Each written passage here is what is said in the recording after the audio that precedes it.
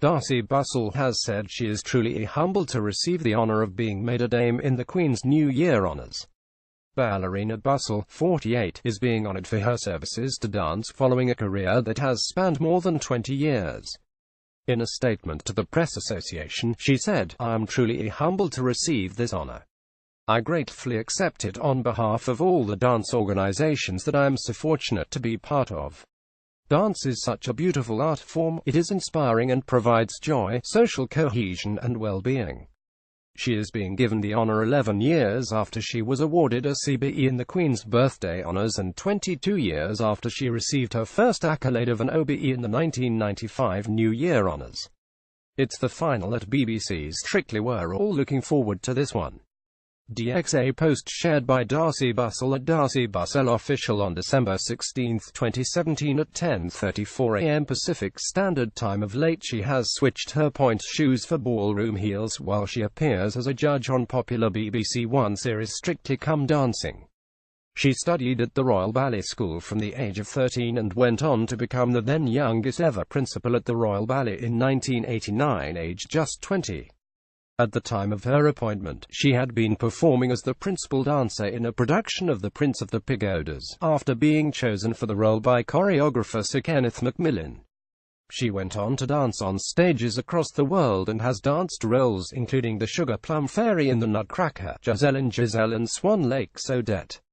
In 2006, she announced she was retiring as the company principal from the Royal Ballet, and in June 2007 she performed her last dance, appearing as a guest on BBC Radio's Desert Island Discs. A few months after her announcement, she told the show's former host, Sue Lawley, that she knew it was the right decision. She joked that her husband, banker Angus Forbes, with whom she has 2 daughters, had second thoughts about her stepping down from the role. She said, "He says, are you sure you know you can change your mind, just because you've made an announcement?